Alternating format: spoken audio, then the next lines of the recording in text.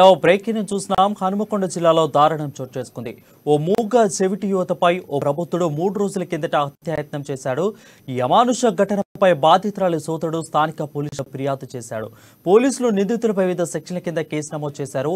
హనుమకొండ జిల్లా కమలాపూర్ మండలంలో ఈ ఘటన చోటు చేసుకుంది.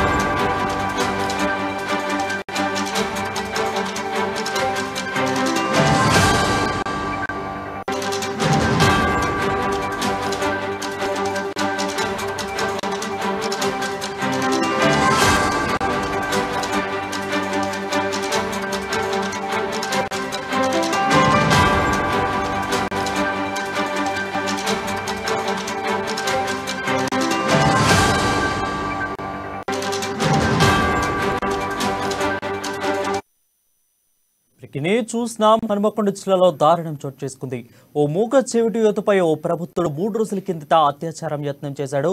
ఓ మానుష ఘటనపై బాధితురాలి సోదరుడు స్థానిక పోలీస్ స్టేషన్లో ఫిర్యాదు చేశారు. దీనిపై మరింత సమాచారం మా ప్రతినిధి స్వామి అందిస్తారు.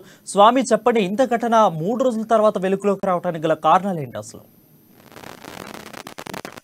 Good morning Varun.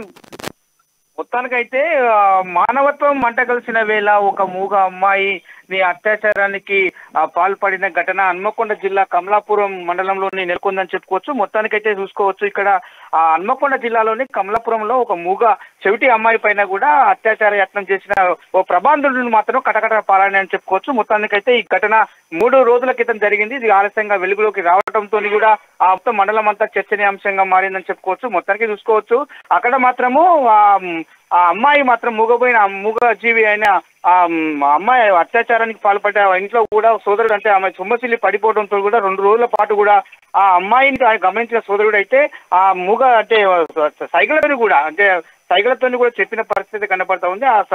ఆ సోదరుడు దాన్ని గమనించిన వెంటనే కూడా అక్కడ కమలాపురం స్థానిక ఎస్ఐకి అయితే పోలీస్ స్టేషన్ సమాచారం అందిన నేపథ్యం అయితే కనపడతా ఉంది. మొత్తానికైతే స్థానిక ఎస్ఐ సీమా పర్వీన్ దాని ప్రకారం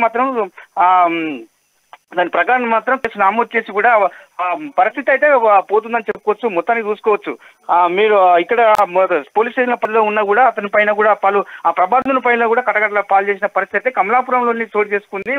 ఆ కమలాపురంలోని కూడా పోలీసు మొత్తానికి స్థితిగతులను పరిశీలించిన స్థానిక ఎస్ఐ సీమా పర్వీన్ మాత్రము ఆ సంఘటన పత్రం పూర్తి సమాచారం తెలుసుకొని కూడా అతని పైన కేసులు నమోదు చేసి కూడా కటకటల పాలు చేసిన పరిస్థితి కనపడుతుంది. అతను జైలు కూడా పంపించిన పరిస్థితి కనపడతా ఉంది. మొత్తానికైతే ఆమెను ఆ జిల్లాలోని ఒక కేంద్రానికి అయితే పంపించిన అనమాట. అమ్మాయిని మాత్రము జిల్లా సహాయ కేంద్రానికి అయితే పంపించినట్టు సమాచారం ఉంటుంది. వరుణ్.